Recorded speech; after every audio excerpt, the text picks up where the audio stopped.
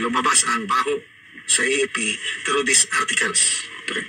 The anonymous author of the articles, most likely a general from the army, accused the AFP leadership, especially AFP Chief General Browner, of corruption, favoritism, politicking, controller family mafia, and etc.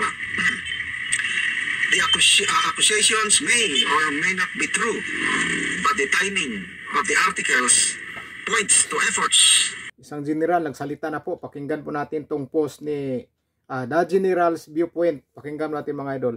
May post ngayon ni General Romeo B. Poques. Pinost niya ito 5 hours ago. Ito ang kanyang pinaka-latest na post. Ang title sa kanyang post is Military Politics. Okay.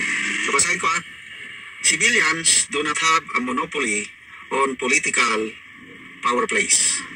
The military has it too. Unfortunately, it is called militics or military politics. Sa ngayon, based dito sa article post ni General Poques, medyo malala na. Kaya itong sinulat niya, sabi niya,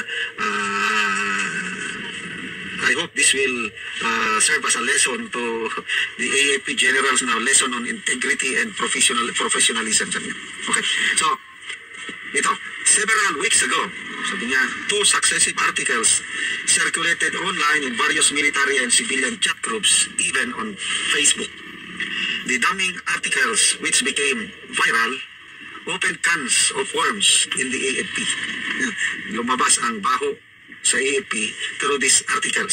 Okay. The anonymous author of the articles, most likely a general from the army, accused the AFP leadership, especially AFP Chief General Browner, of corruption, favoritism, politicking, controller family mafia, and etc. The accusations may or may not be true, but the timing of the articles points to efforts by a disgruntled group within the AFP to bring down Browner. The articles also mention about senior officers as leaking, scheming, and jockeying for promotions and positions. Yeah.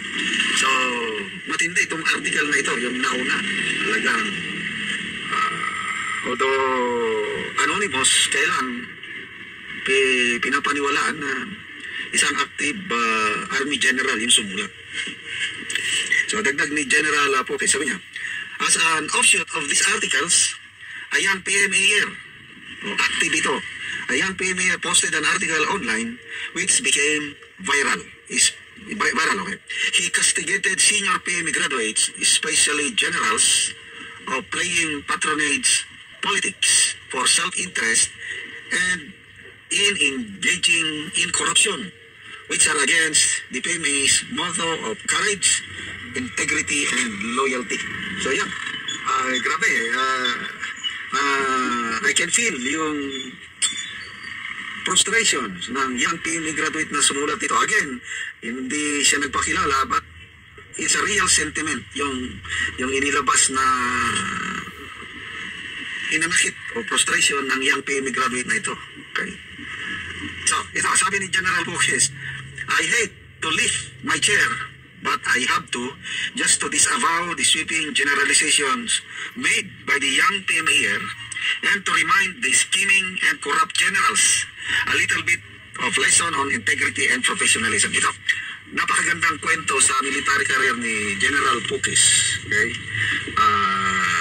So, ang purpose niya dito is para lang yung sweeping generalization ng young PMA graduate, para masagot na hindi lahat ng senior PMA wala na, nawalan na yung courage, motto, and integrity. So, sinaysay ni General Poques yung karanasan niya na nakaka-inspire yung ganitong military career ng isang PMA graduate. Ako, saludo ako dito kay General Romeo B. Poques.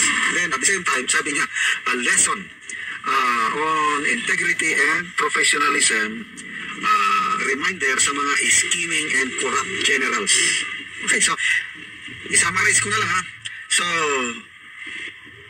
sa 38 years of military service ni General Pukis, sabi niya, ni minsan hindi siya humingi ng pabor kanino man when it comes to promotion, designation, position, or schooling. So nilagay niya dito, 3 beses siyang naipadala sa abroad, foreign countries, most likely US, for military schooling. Bibihira po ang mapadalang opisyal na mag-aral sa abroad. Okay? So, itong si General Pukis 3 beses, including a master's degree. Ako naman, napadala ko minsan sa National Defense University, Washington DC, 9 months counter-terrorism course ang kinuha ko doon. So, again, hindi ko rin ito iningi. Pinili lang ako at pinadala doon. Yan ang first time ko na nakapunta sa Amerika. So, sabi ni General Pukis na yung mga sought-after positions, hindi niya hiningi. Example, logistics, budget officer, controller, resource management officer, finance center chief, hindi niya hiningi, basta binigay lang sa kanya. And then, ito pa ang maganda, in the mid-2000, nagkaroon ng newly created 748th Combat Group of the Air Force. Itong unit na ito, binigyan ng bagong tasking to help the Philippine Army in counter-insurgency operations. Walang gustong maging commander sa Air Force Combat Group na ito kasi hindi naman trabaho ng Air Force ang counter-insurgency, yung magiging parang infantry sila na lalaban sa NP on the ground. Ang Air Force is dito lang talaga sa kahanginan. So, sabi ni General Pukis na nagvolunteer siya sa ganitong mahirap na trabaho. Okay. So, at ako, alam kong itong kwento na ito. So, 748th Combat Group of the Air Force na naging operational na OPCON status sa 2nd Infantry Division under the Southern Luzon Command. So, na-deploy siya sa Calabarzon. Nako, may mga Army Infantry Battalions, 14. May mga Special Forces Battalion. Nandun, nag-operate. Alam nyo, ang napili na best battalion and most combat effective battalion under ng Southern Luzon Command ay ang unit ni then Colonel Romeo B. Pukis. Tinalo niya ang mga army battalions. Grabe, ako saksi ako nito, alam ko itong kwento na ito. So, dahil mo Air Force ka, tapos mag-operate ka na para kang army on the ground, wala silang experience, but dahil sa magaling na leadership, kasi depende lang sa commander yan eh. Dahil sa magandang leadership, character, integrity, professionalism ni then Colonel Romeo B. Pukis, naging best combat battalion. Okay, so sa isang seremonya sa Air Force Anniversary, yung AFP Chief of Staff by then, tinawag niya itong si Colonel Romeo B. Pukis at sa harap ng Air Force Commanding General, sinabihan siya ng AFP Chief of Staff, Romy, okay lang ba sa iyo na ma-promote ka ahead of your upperclassmen sa PMA? Class 81 po, itong si General Romeo B. Pukis. So nag-isip siya. Dito na-apply ang kanyang pagiging professional, ang kanyang integrity, bibihira yung ganito. Kung ibang opisyal pa ito, tinanggap niya na. Magiging, sabi niya dito, magiging youngest general siya post-World War II era at pwede pa siyang maging AFP Chief Staff dahil mapropromote siya ahead of 3 PMA classes, 78, 79, 80. Malalampasan niya ang 3 class. AFP Chief of Staff na ang nag-offer sa kanya na ipropromote siya dahil sa magandang performance ng kanyang unit na naging best combat battalion sa counterinsurgency operation. But you know what? Dito sinalaysay ni General Pukis, he politely declined yung promotion. Huwag na lang sir dahil masisira ang professionalism. Kasi makireklamo yung class 78, 79, 80. Well, nalampasan ka, naunahan kang na-promote ng underclass mo. So, dito natin makikita, ito ang tunay na professional na sundalo officer. Kaya sabi niya, a lesson on integrity and professionalism among the generals now of the armed forces. So, saludo ako.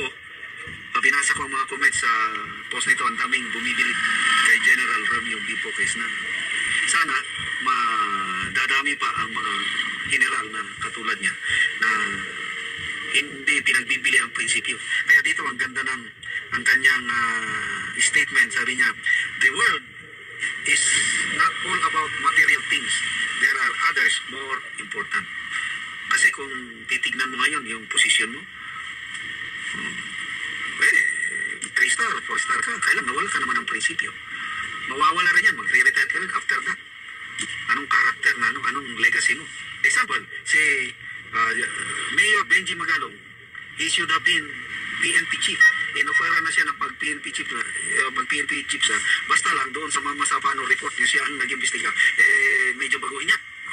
That's character, that's integrity ng mga mayors, exemplified by General Benji Magalong. Inayawan niya yung posisyon. Basta lang, mamintain ang kanyang integrity and character. And up to now, dala-dala ni General Magalong yung character niya na yan, hindi yun mabibili ng pera. So, salamat. Itong kagaya ni na General Romeo P. Puques, General Mayor Benji Magalong, yan ang mga tunay na mga mayors na may courage, loyalty, and integrity. So, sana, maagapan ito. Mayroon pang isang Lieutenant General na plus 82. Classmate ni General Magalong, si Lieutenant General Aurelio Baladad, may article din siya sa Manila Bulletin. Sinabi niya sa mga nakakausap niya ng mga active officers and even retired, may dalawang problema ngayon na bumabagamag sa AFP. Number 1, yung perception ng mga men in women in uniform na grabe na, talapak na ang korupsyon sa gobyerno ngayon. Kaya ang statement ng isang official na nakausap ni General Baladad, are these the leaders who we risk our lives for? Ito, itinatayan natin ang buhay sa serbisyo, sa labanan with this kind of leaders. Anong klase leaders? Ito na nga, yung corrupt leaders. And then, pangalawang issue, yung patronage, military o political patronage na ang gumagalaw in terms of promotion, position, and everything. So, parehas itong sinasabi ni General Romeo B. Puques na yung mga articles na naglalabasan, marami nang nagre-reklamo na hindi na maganda ang nangyayari sa AP. Napakaganda yung article ni General Baladad na sana maagapan pa para hindi masira ang core values ng armed forces of the Philippines. Yun na nga mga idol. Grabe, marami na pong mga AFP member o kaya mga PMA graduate na hindi na po magustuhan yung pangyayari ngayon. Nanahimik na yan mga idol yung iba dyan. Pasimple lang yan. Naghihintay lang ng pagkakataon ng mga yan mga idol. Marami na po. So ibig sabihin mga idol, hindi na po buo ngayon ng ating AFP. Mayroon na po talagang hindi na gusto yung pamamahala ngayon mga idol dahil sa korupsyon. Kaya saludo dyan sa mga AP natin at mga military natin hindi po nababayaran ng pera kagaya ni General Magalong saka kaya General Puques. Saludo po sa kanila. Sana ganyan lahat yung mga active na mga opisyal ng sundalo sa atin para mawala po yung korupsyon dyan sa organisasyon nila. Grabe mga idol. Kaya yung sinasabi nilang buo pa yung kasundaluhan natin, hindi na po yan buo mga idol dahil marami na po nagsasalita dahil hindi na po talaga nagustuhan yung mga pangyayari ngayon na korupsyon. Pati mga opisyal nila, sinasabi nila na may korupsyon na rin po na nangyari. Grabe na mga idol.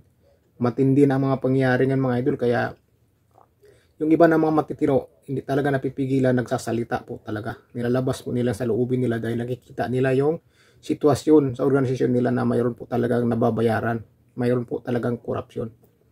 Lalo na yung sumulat ng article na yan, siguro may alam po talaga siya na may korupsyon po talaga na nangyayari sa mga ibang mataas na opisyal. Hindi naman lahat, sabi ni General Puques, pero marami at mayroon po talagang mga opisyal na nangungurap mga idol. So yun na mga idol, yung post na yun mga idol ay galing po yun kay The General's View Point. Si General din po yan siya mga idol. So yun na mga idol, maraming salamat sa panonood nyo at kung bago lang sa channel ko, huwag sana kalimutan mag-subscribe mga idol, paki-like ng video. Solid po tayo mga idol. So ingat po kayo mga idol, God bless po sa inyo. Peace po tayo.